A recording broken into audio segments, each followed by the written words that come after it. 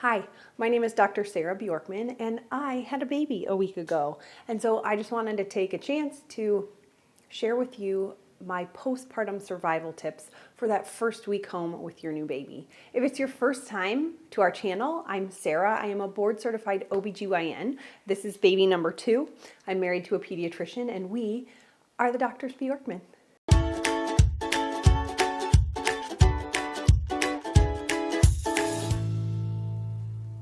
The first week, the first month is messy, okay? You are bleeding, you're leaking, you've got night sweats, baby pees on you, spits up on you. My one nursing bra was literally like stiff with just milk on it because of leaking. And so it's just a really not glamorous week, and you're not in the hospital anymore, and now you're home and supposed to be into your new life, but it's just kind of a mess and exhausting, and you're still physically pretty drained. And so, you can do it. It is normal. It is hard. And hopefully some of these tips will help get you through. All right. So had this sweet baby a week ago. We've been home adjusting to life as a family of 4. I'm going to share with you some of my postpartum essentials to get through that first week, hopefully survive as well as thrive. This postpartum journey is a little different. This is my second pregnancy. This is baby Bo. Cecilia, our toddler, is almost 2. So there's that layer of navigating a toddler while also trying to take care of myself and this baby. So I'll talk about that a little bit. That first week, it's really rough. As you can see, the baby's still very much into contact naps. We're trying to figure out day and night. I love baby wearing. It's been especially essential this go round with the toddler, who is doing bath time with dad right now. So I'm a big fan of a nice, like a stretchy wrap at the beginning.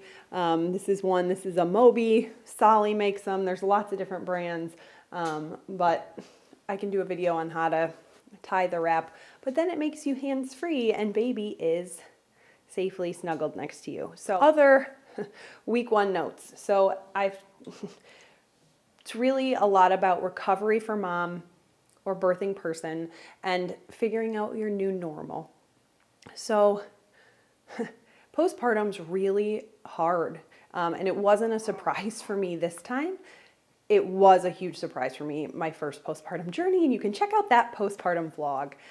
But it is just so hard, especially if you don't know what to expect. And so my goal with this is that you kind of know what to expect and have some pro tips and things to help get you through. So now on to bottom care. So if you had a vaginal delivery, many women have some tearing, have some stitches, and so you are going to be really, really sore. A human just came through your vagina, and that is very, very painful. It's hard to sit. It's hard to stand up. It's just really, really sore. Most of the time, again, so pain control is very important. Tylenol and ibuprofen, if you don't have any contraindications to those, are kind of what we usually recommend every 6 hours, staying on top of that. As I've talked about, I love, for at least those first couple days home, I do love a nice padsicle where you crack these, and pro tip, sprinkle a little water on them. They get nice and cold. You can sit on these in your, fabulous, fabulous mesh undies. Woo! And they are just really, really soothing for those first couple of days. Other things for your bottom. It is a great idea to do some sitz baths, meaning sitting in a tub of warm water for 10 or 15 minutes, letting that water flow, and soaking your vagina. And there's different like sitz bath stuff. This is unscented with Dead Sea salt. It's something I got on Amazon. It's like Epsom salts for a soak. You can do that a couple times a day. It feels really good, and it promotes blood flow and wound healing and keeping things clean. So sit spas are wonderful. You don't want to soak. If you had a C-section, you do not want to be soaking that incision in water for 10 minutes. So if you had a C-section, you're taking showers, and you are going to let the water run over that incision. Use some soap, get it sudsy, and gently rinse over that incision. Okay. Hi, Bowie. Other things. Let's see. I am living in mostly these nursing camis, like a nursing cami, just because. Then when you're breastfeeding or whatever, then your tummy is still covered, your roly-poly tummy, that's all jello right after having that baby. And so love a nursing cami for those early days, and then I literally just have something that zips over it. I like my pockets. I've got a North Face. I've worn some variety of this every day. I alternate between this one and a purple one. So that's real. Hi. Now you're passing. This is my one moment to do this because he's asleep and Big Sister's in the shower. So we'll see. Hi. You're getting hot, huh? You're getting hot. Yeah, me too. Hi, we're okay. We just got to tell him a couple more tips. I think we're almost done. So, other things for your perineum. Check out our video, the video that I did talking all about perineal care, postpartum, if you had stitches or a tear, things like that. We go into everything in more detail, kind of talk about how to use a witch hazel pad. Something I find essential that you maybe don't think about in those first couple days is to have your peri bottles in multiple bathrooms, because about the time you go to a different bathroom and you don't have your peri bottle, that's annoying. So I have them scattered around the house. I have one in the diaper bag. I have one in the car, just because it's really nice to be able to, squirt when you're using the bathroom to keep things clean, and remember, pat dry. The other thing that I found that I have liked or thought was nice was when you're looking for your jumbo pads, cotton. Look for a cotton pad as opposed to like some of the different brands that are, whatever they're made out of. Cotton pads are much nicer for your perineum. They're less irritating. They're unscented. So unscented cotton is what you're looking for in terms of sometimes that other stuff can be very irritating and itchy. And that is not something you want to be dealing with on top of everything else. Also to touch on, if you had a C-section, you had major, yeah, not a fun time, is it? So if you had a C-section, you had major abdominal surgery. Your OBGYN is not going to want you to be doing any heavy, strenuous activity, lifting nothing heavier than 10 pounds or kind of the weight of your baby or a milk carton. Walking is okay. You can go upstairs. Again, you can take a shower. Pain control is going to be really important. They probably will have sent you home with some narcotic pain control. And so remember, if you are taking any kind of narcotics, oxycodone, Percocet, Vicodin, that's really constipating. So make sure you are taking some kind of stool softener. Miralax is kind of my favorite because it's gentle. You can dissolve it in whatever liquid you like. It's a mush, not a push. So it's not going to give you cramps or anything like that. Other C-section recovery tips. Many women or people who have had C-sections really like an abdominal binder. It kind of helps support, when you go to stand up, you've got some support there. Also holding a pillow when you go to stand up, or if you're going to cough, just to support your core. I even have a binder for me. I had a vaginal delivery, but my core is so weak. And so I will wear a binder for a few hours a day just to help with some core support. In terms of like physical exercise, it is not something that I'm doing yet, but I am doing some gentle core connection, pelvic floor breathing, which I can talk about in the future, but just really gentle things, big, deep diaphragmatic breaths, and then exhale, really engaging core, pelvic floor. That is it. That is all I am doing during that first week. I'll take a walk with the baby outside if it's warm enough. I'll wrap him up and go. But I take it easy for quite a while, actually. You do, get cleared at that 6-week postpartum mark.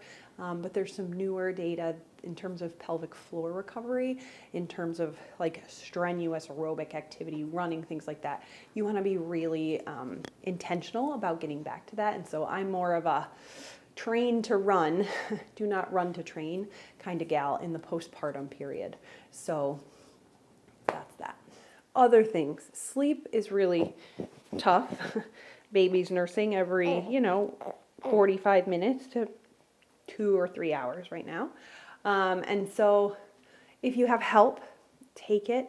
If baby falls asleep and someone can hold the baby and you can take a nap, that's great. It's hard to, everybody says sleep when the baby sleeps. Well, that's great when they fall asleep on you when they're in a baby carrier, or if they're in their stroller and you're walking them around outside, or, that's a little trickier. So if you do have some help, let your partner take the baby, let your friend take the baby after you feed them, feed the baby and then hand them off for a couple hours to give yourselves a break, because getting rest is so important.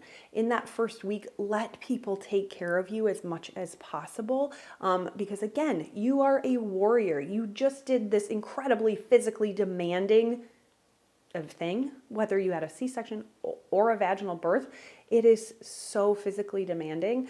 And so you need to rest, you need to let your body recover. And so let people bring the baby to you. Drink tons of water. I have a giant water bottle that I'm always carrying around. Try to plan some meals ahead if you need to, and let your village kind of love on you during this time if you can, to help support you, because it is a lot. I've said this before, I'm very into nipple care if you are trying to breastfeed. In those early days, baby is cluster feeding, working on building your milk supply is on the boob constantly, and so you want to make sure you are taking care of your nipples, because they get really sore and can be damaged if you have a bad latch, things like that. Nipple butter, lanolin, little nipple ice packs, all great things. I like the silverettes. They're little silver nursing cups. They go on your nipples anytime unless you are nursing that baby. It helps with moist wound healing. I love these. I store these in my jewelry box between pregnancies. They are expensive. They are worth it. I love these. Other things. Let's see. I've been taking notes this week. So the other surprise for me, my first pregnancy, was that breastfeeding is super hard for some people. If it's going greatly for you, congratulations. If it's not, welcome to the club. Most people have, everybody's struggles are different with breastfeeding, but there are struggles for most people. So I wasn't surprised when it was hard this time. And so my suggestion for you is to see lactation right away if you can in the hospital. If not, reach out to your pediatrician. Sometimes they have one at the office to get some help. If breastfeeding is super, super painful, that's a red flag to get some help. It's not exactly comfy as you're learning. Your breasts do get more used to it, but it should never be like screaming, painful. That's a red flag. I have been there, and Cease ended up had a tongue tie and a lip tie and ended up needing to have that released. So keep your eyes out for that red flag if you're trying to breastfeed. Other notes on breastfeeding. Breast milk supply kind of goes a little bit like Goldilocks. You have not enough milk while you're waiting for your supply to come in, then you have too much milk and you just get these big engorged boobs, and then it levels out to be just right. Your supply is established around 6 weeks, and then, where it's just right. So at the beginning, just keep putting baby on the boob. That milk supply will come in, usually somewhere between 2 and 5 days postpartum. When you get to the too much phase, I like to use a Hakaa to catch that leaking and letdown. To use the Hakaa, you go like this. You just kind of fold this back, put this on the boob, give it a tiny squeeze, and then it'll kind of suction to your nipple. You don't want to use this on a lot of suction, okay? Because what can happen is it can create an oversupply, because that's like a constant suction. And so that's telling your brain, hey, we need more milk. So I like to use the Hakaa just to kind of catch that letdown when you're leaking milk and you look down and you are just, your shirt is soaking wet because you're leaking milk. And so it's a great thing for that. You can put it on suction. This is just kind of like a manual breast pump, but you have to be really careful doing that because, again, you don't want to create an oversupply. So I use it just to catch the leaks there at the beginning. That's kind of boob stuff. You maybe get to skip that if you are bottle feeding. And so if your milk comes in and you've decided you are going to bottle feed and not do the breastfeeding thing, totally okay. Recommendations for that are to, again, wear tight compression bras, don't stimulate your nipples at all, and keep up with your Motrin Tylenol to help with inflammation and the other pain that's going on, but your boobs can be very sore. Let's see. Other just quick notes on breastfeeding. If you are pumping or going to be an exclusive pumper, this is a great time to be using your base pump. I have a Spectra if you want to learn how to use it. Have a video all about using the Spectra. It's a great base pump, often covered by insurance. Good time to be using a base pump that's going to empty you well. Wearables are so great for when you go back to work. The Willow, the LV, the Mom Cozy, whatever the different wearables are, great, but they often don't empty you as well as this base pump, and so you don't want to be leaving milk in the breast early, because then, again, it's telling your brain, hey, I don't need this. With breastfeeding, it's a supply and demand thing, and so you don't want to leave any milk there. Other things. Postpartum anxiety is something really important to think about. Postpartum depression. There's, the baby blues, where there's a lot of hormones and emotions and feelings in those first couple weeks. But there's this line between, this is a little bit of normal postpartum anxiety, and this is postpartum depression and anxiety. It's affecting your life and your ability to enjoy your baby and take care of yourself. And so if you have any concerns that this is not normal, if you are not enjoying your baby, if you feel overwhelmed, if you can't eat, if you just feel like you're losing control, please reach out to your OB, please reach out to your pediatrician, please reach out to anyone, again, in your village. We want to help take care of you, and mental health is so important and gets overlooked, okay? Hi, I know, I'm hot too. Here. We're almost done. I know, we got to tell them all the good stuff. Yeah, all the stuff I didn't know. Yeah, the first time, and thought it was really, really rough, I do not think I had particularly easy babies. I know I didn't with Cease. She was, like, I love her, obsessed with her, but she was a very challenging baby. And so that may be you, and know that, hang in there. Ask for help as much as you can. And let's see, other things.